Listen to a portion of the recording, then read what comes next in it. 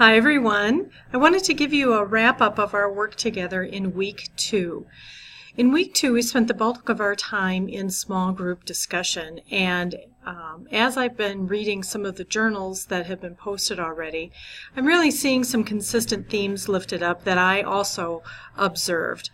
So when we think about ways to do online discussion and ways to create community and engage in conversation, we've moved from large group introductions, which gave us a little sense of who we each were, and then into large group conversation.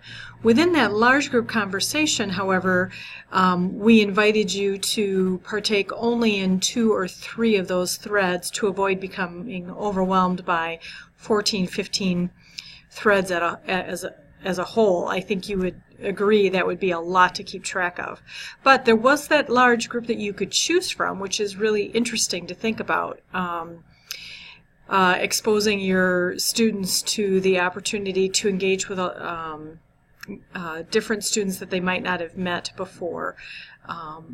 We use that large group to kind of all talk around a theme, which is another great way to use it. So something general, something to get everybody kind of on the same page, a way that everybody, some kind of way to hook everybody into conversation in the early part of a course. That's a great way to use a large group.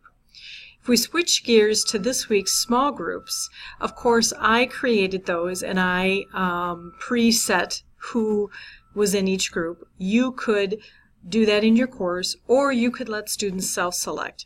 In this case, I was thinking about where might be some natural places where people might have some things in common, but also might have some differences so that the creativity could build off of those both things in common and things that were unique.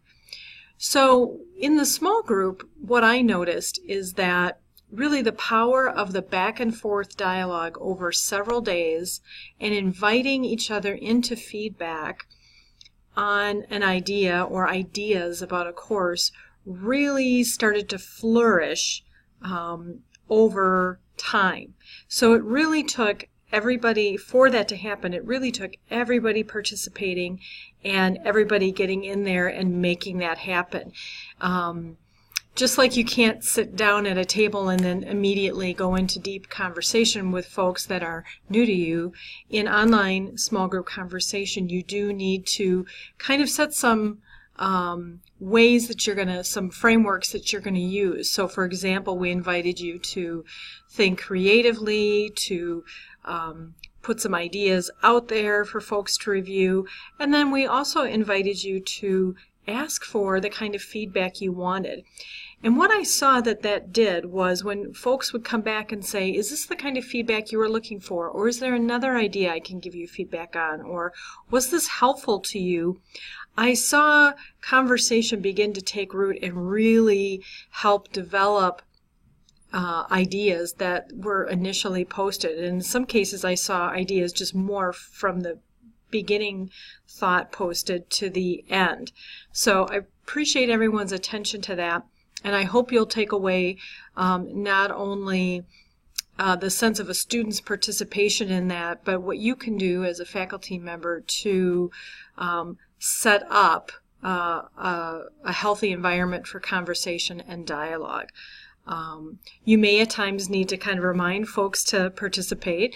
It takes a little bit of time to get used to online conversation, so even if you've done this the first week, sometimes the second week folks need another reminder to come in and remember, your colleagues are waiting for your feedback, that kind of thing. You can feel free to do that with students. So thanks for your participation in that. Before I wrap up week 2, I wanted to let you know Rebecca and I will be giving feedback this week in a variety of ways. So I'll be providing feedback in your journals. She'll be providing feedback on the UDL cast blog, and we'll be dividing up feedback for the small group discussions. But we'll do a similar thing that we did last week where we'll try to capture some of the great ideas that you've developed over the week and do more of a large group message to you regarding the discussion groups. So I hope that makes sense. So we're trying to model a lot of different ways of delivering feedback in a course. Watch for an announcement from her tomorrow on Wednesday about week 3. Week 3 begins to shift in a little bit different direction, so you want to pay attention to what she has to tell you. So thanks again, and I look forward to seeing what you develop over the next week. Bye-bye.